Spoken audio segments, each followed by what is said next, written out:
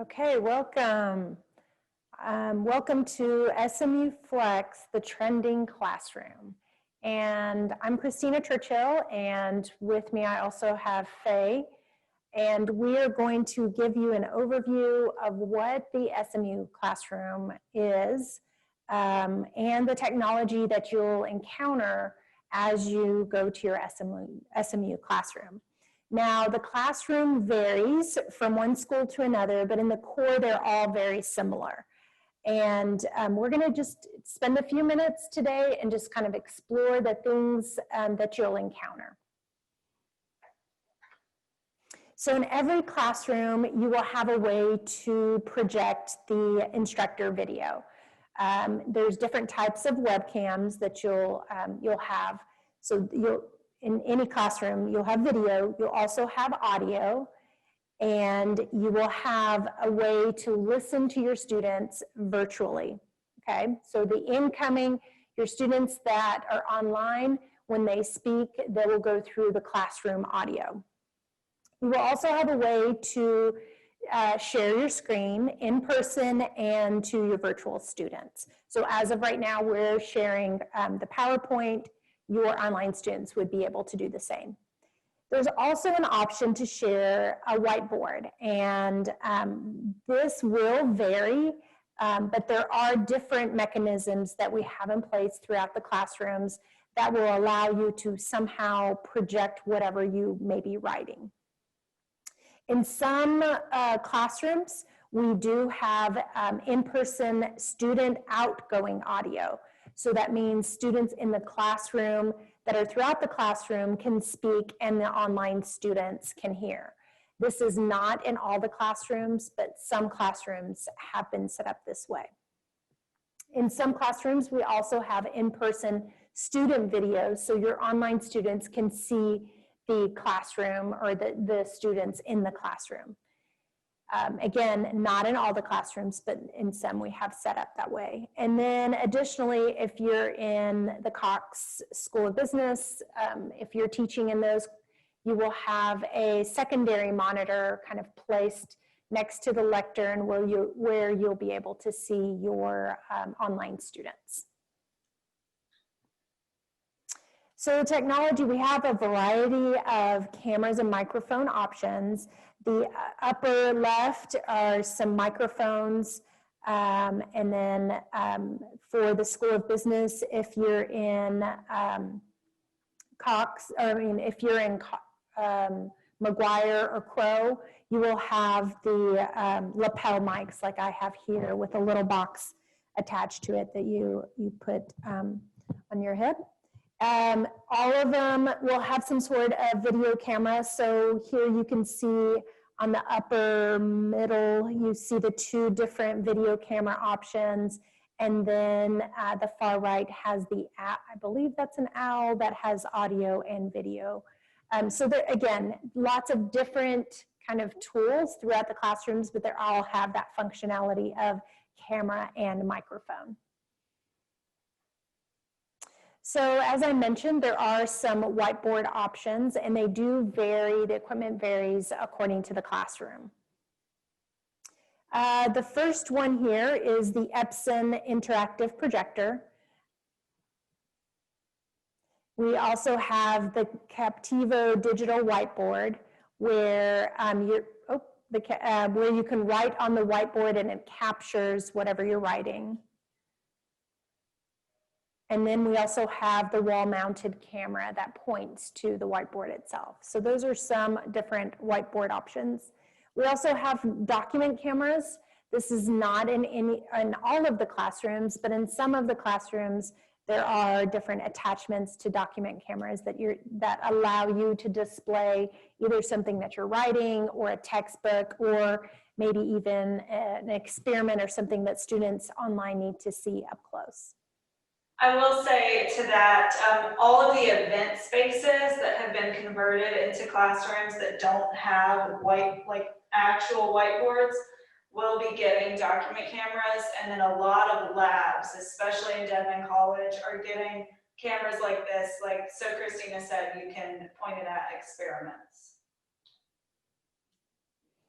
So there is, finding information about your classroom, there is a website that you can go to. I don't know if we have it listed here. Oh, do you have a quick, a link? If you go to this URL that you have listed above, or you even just search classroom updates SMU, you'll have the ability to go and look at the different rooms, select the room, and it will list on here what kind of technology is available, or what has been, this is the upgrade list, so what has it been upgraded in that particular classroom. There's also another room information, so if you notice the URL, you're able to go there and do a search on the particular classroom, and it will list the different technologies that are in your classroom. So if you have been moved out of your ordinary area, you can go in and enter that information and see what the options are as far as technology. All right, so what we want to do in the next few minutes is just kind of give you an overview, and it's going to be a little clunky in the sense I'm going to move my webcam. Right now I have a webcam that is on a stand, and I will move it around. I am in the School of Business, so this is kind of the standard setup in the School of Business. So let's see how this works. So right here, you'll notice that there is a whiteboard with a Captiva. There's only one Captiva per room. So even though I do have 2 whiteboards in this room, there is only one. So anything that I need captured, I want to make sure I write it on that side. I also have right down here, let's see if I can get to it. I don't know if you can see that very well, but I have a TV. It's a 55-inch TV. And this, again, is just in all the School of Business classrooms. There's a TV down, and it allows you to see your participants, your online participants, while you're sharing your PowerPoint content. And then over here, obviously, is your traditional lectern. You'll notice that we do have, I don't know if you can see this, but you do have a plexiglass. All the classrooms will have plexiglass in them as far as for protection. And then if you notice right here next to the plexiglass, there's also the charger for my lav mic. Again, the lav mic is not for all the rooms, but some of the rooms do have it. And then obviously my controller, see if you can see my controller, and this just allows me to control what is being displayed up on the screen. And then Faye, do you want to show what's in your classroom? Yes, so I am in one of the rooms with the ceiling microphones and the wall-mounted camera. So I also have the same touch panel that Christina just showed, but it has another function on it where I can control my camera. So each of these will have 3 presets. Right now it is on lectern. If I switch over to left whiteboard, it takes me to a portion of the whiteboard I can write on. Right whiteboard will take me to the other side. Depending on which room you're in, they might be named a little differently, but they will tell you where they go. Additionally, you can use the controls to zoom, pan, and tilt on your own. So as you can see in here, you could get a shot of the students, but it would be the back of their heads, so that wouldn't be too helpful. But with these ceiling mics, this is one of the rooms where students from the class might be able to be heard. So if I'm a student sitting here, I can speak, and hopefully my remote students can also hear me.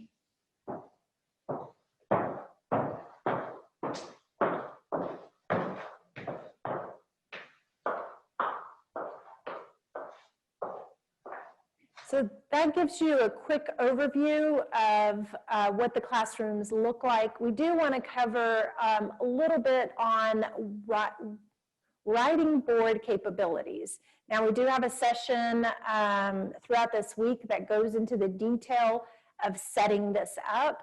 but we're going to just display just some opportunities that you'll have and just a little bit on the differences. So I'm going to start and I'm going to display my Captiva. And while we're doing this, keep in mind that if you have any specific questions, you can put them in the Q&A and we will answer them for you as best we can.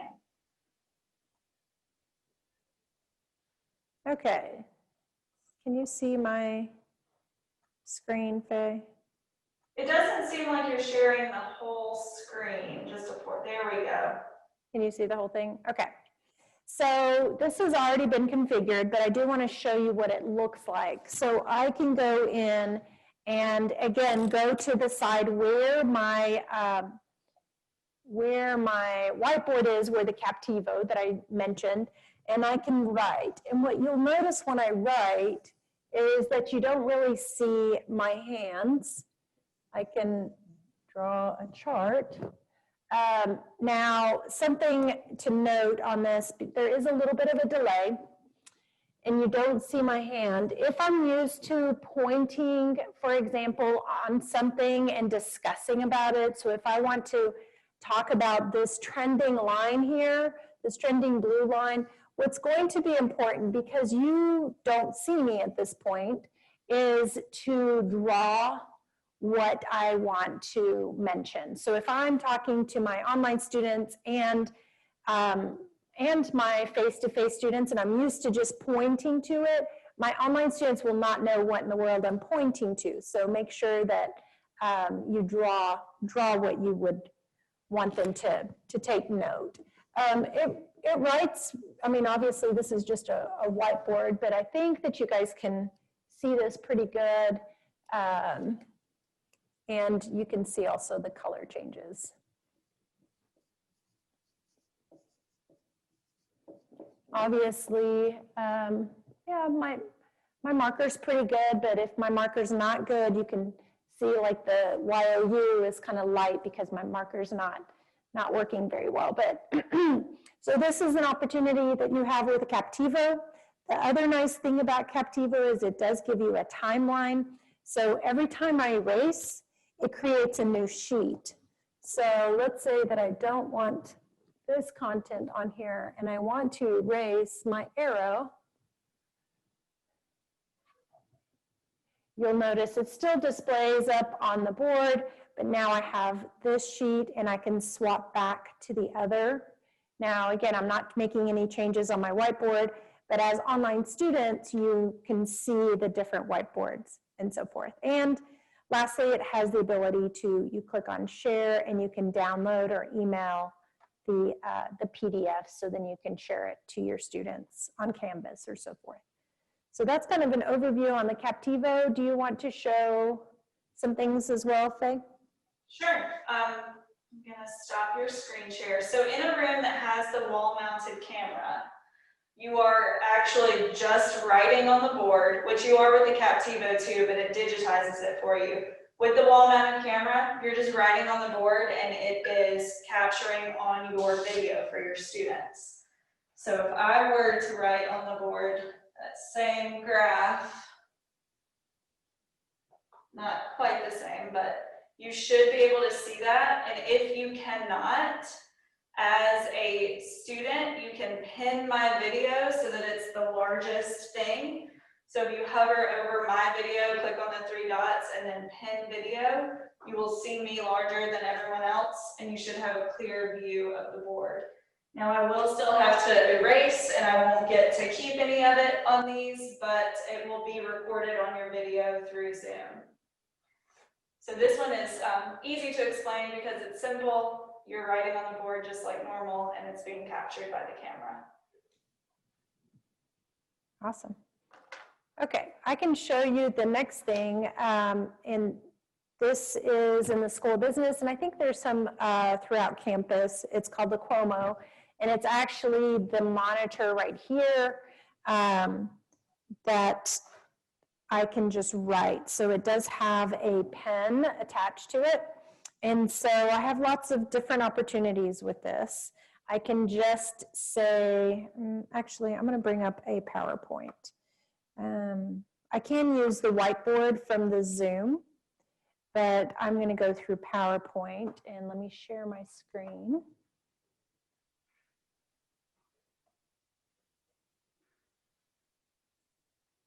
Okay, so hopefully you guys see my screen. Do you see my screen, Faye? We do. Awesome. All right, so what I can do is just open up, I'm going to open up a blank presentation and set up 2 slides here.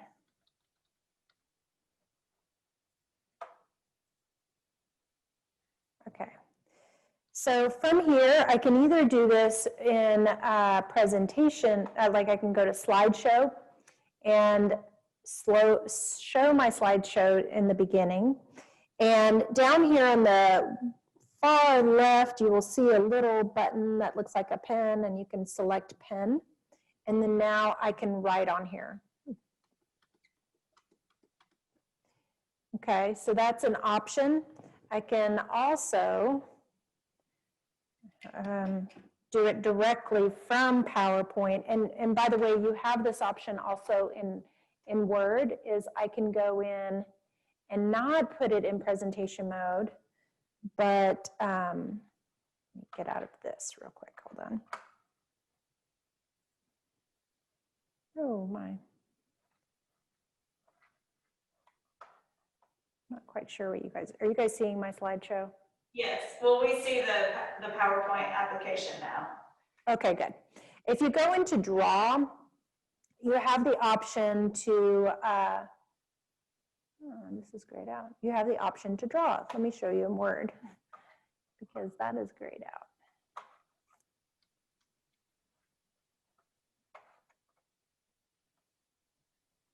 Okay. All right, let me show you in Word. So if I bring up Word and I have a blank document, or it could be a document where I have writing on it, it doesn't matter. I click on Draw, and I have the options here to draw as well. So I can select and write on there. Now, I don't know why it's writing in a box.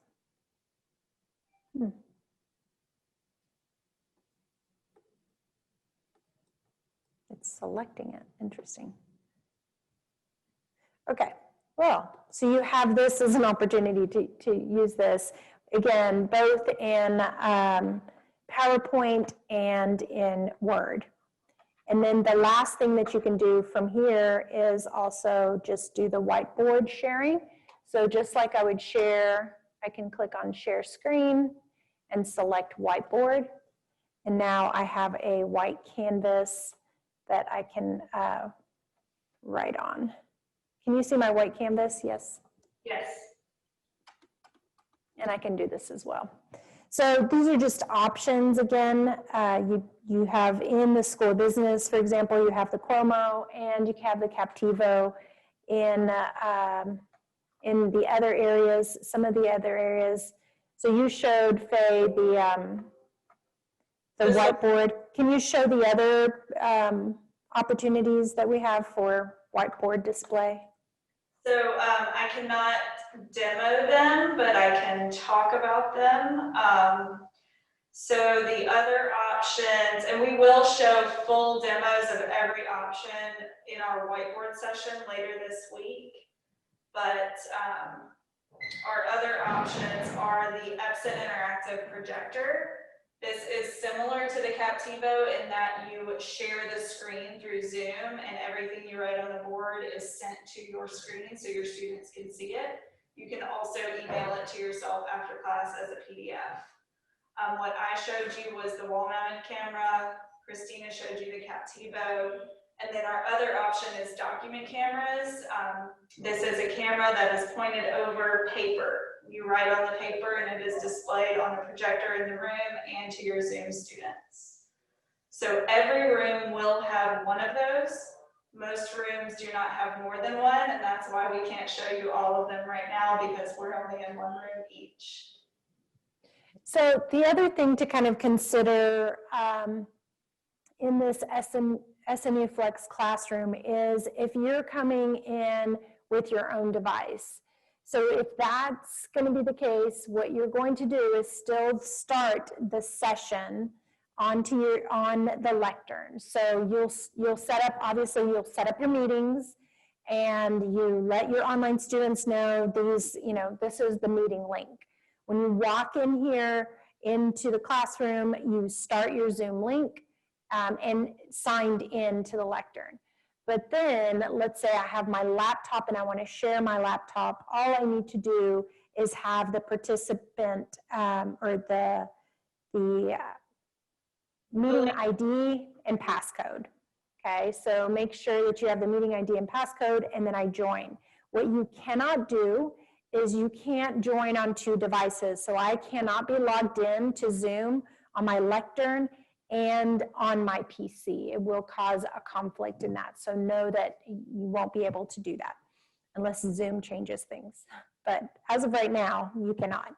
Well, there's a thing to mention on that. So if you have a mobile device, a tablet, an iPad, that is not the case for that. You can be signed in on one computer and one tablet at the same time. So if you're using an iPad, you can be signed in and share the screen that way.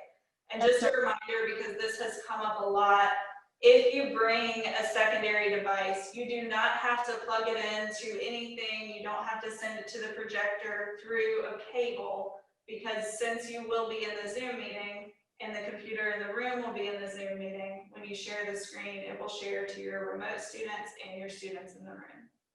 Right, absolutely. You do need to make sure, if you do have a laptop, that you make yourself a co-host for that device, or give that device access to share the screen. So that is something that you'll need to remember to do.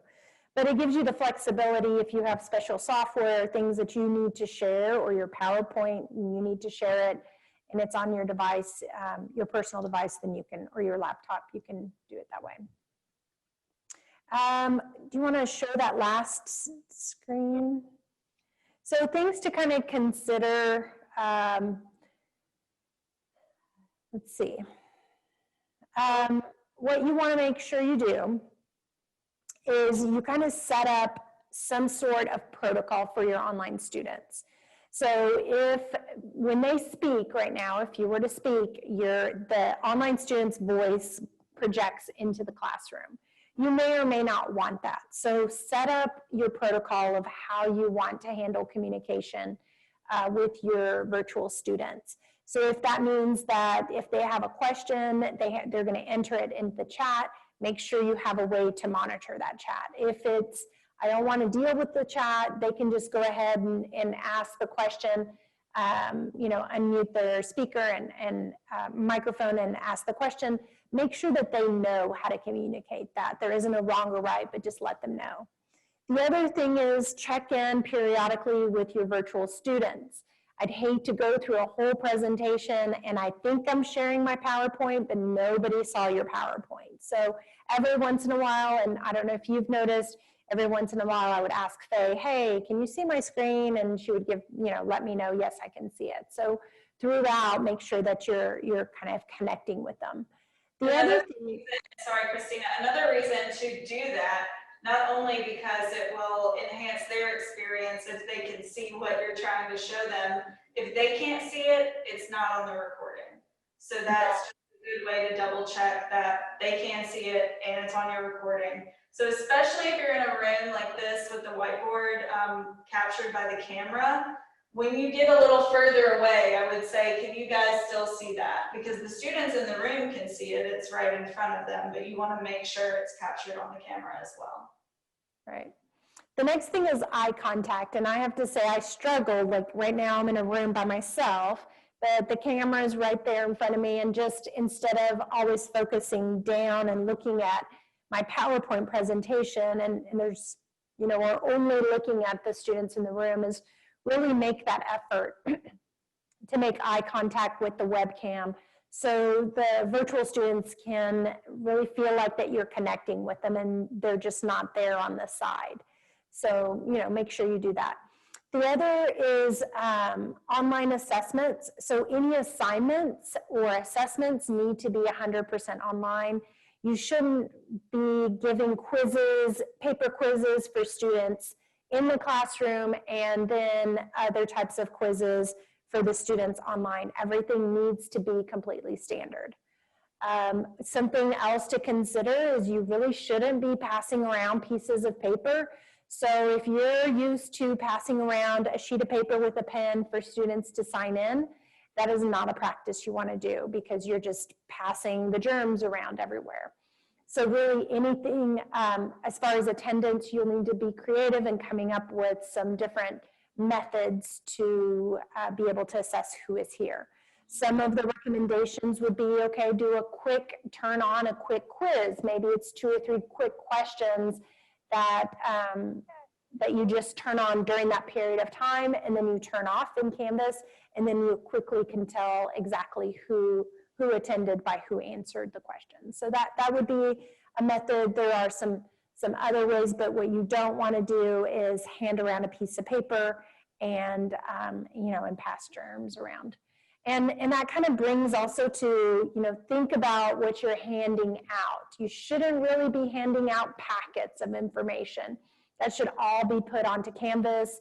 It gives the access of that information to all of your students. It doesn't matter if they're virtual or face-to-face, they all have access to it. So if you typically printed out your PowerPoints or your notes or whatever, articles, PDFs, put that all into Canvas so all of the students have kind of an equitable experience and access to information. Do you have anything else, Barry, to add?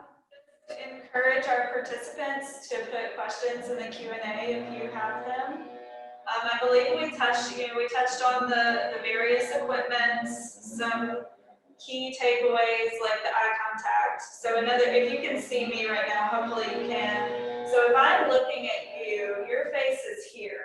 And if I'm talking to you, it kind of feels natural to me to talk here. But I bet you feel a lot more involved if I look at you directly.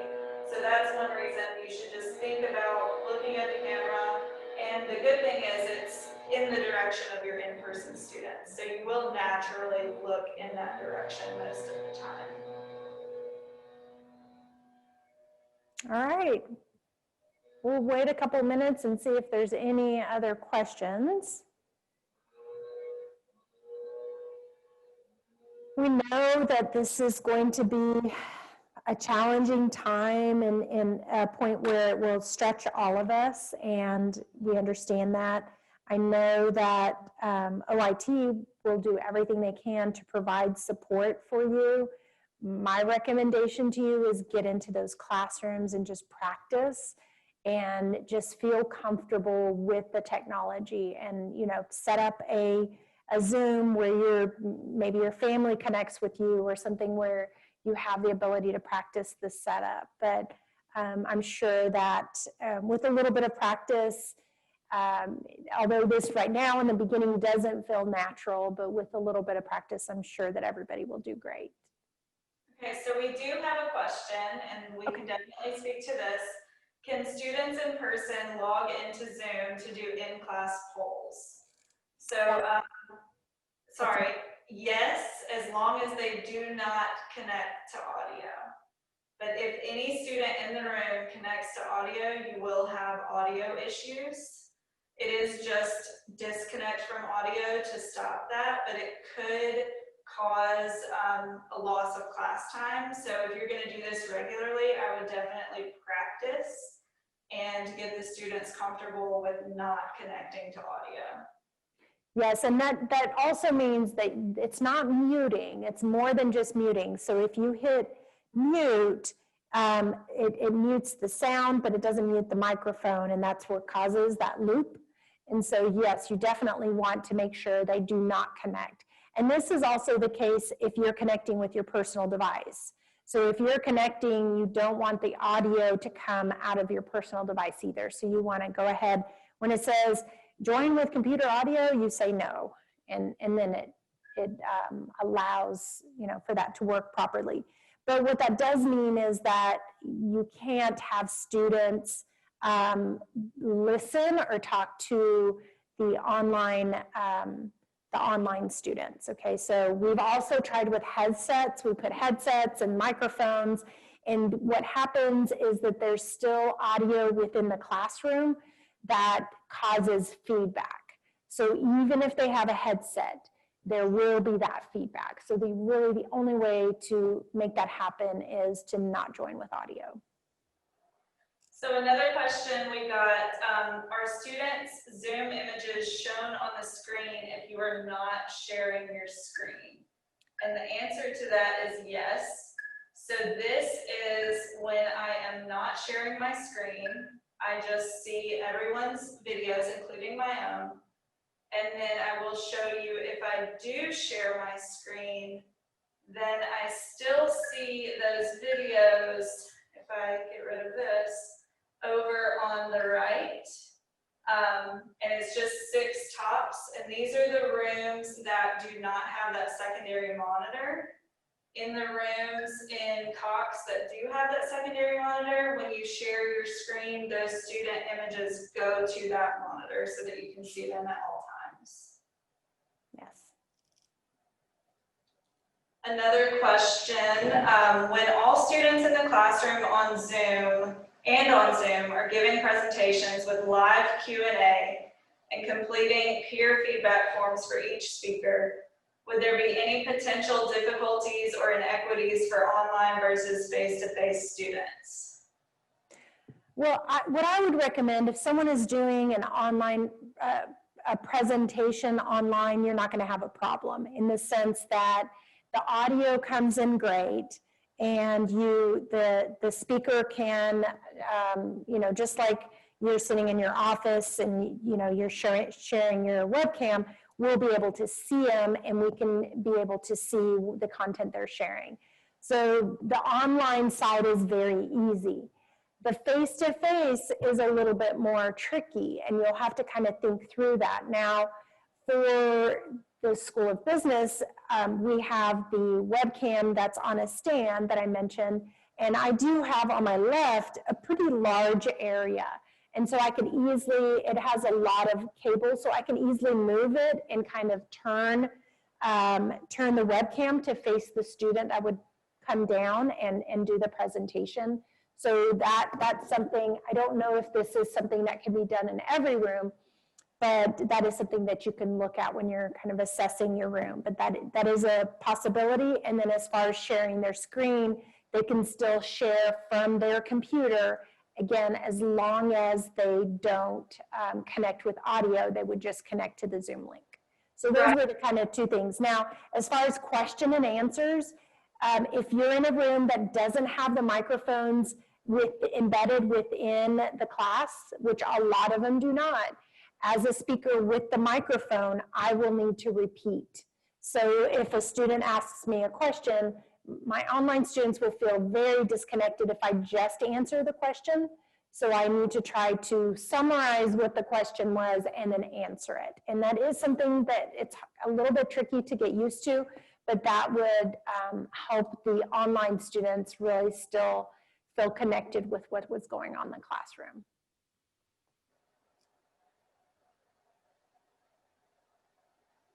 Other questions? Yeah, so there's one more for group discussions, including speaking, listening, pronunciation, feedback. How would face-to-face and virtual students interact with each other? So if you were splitting, so it's group discussions, you could physically separate your in-person students into very small groups. The way that they are spaced out, I believe 2 to 3 would still work, maintaining social distancing, still being able to hear each other without interrupting the other groups in the classroom. And for the online students, you can still use breakout rooms. But again, if you have all of the students in the room on Zoom for breakout rooms, it could likely cause some audio issues. For just large group discussions of the whole class, it's going to depend on the classroom you're in. If the student audio is captured, then they will hear each other back and forth. If it's not, it's going to take some facilitation on your end, or if you want to designate a different student each day to maybe be on Zoom to kind of facilitate chat in some way for the in-person and the virtual students. communication.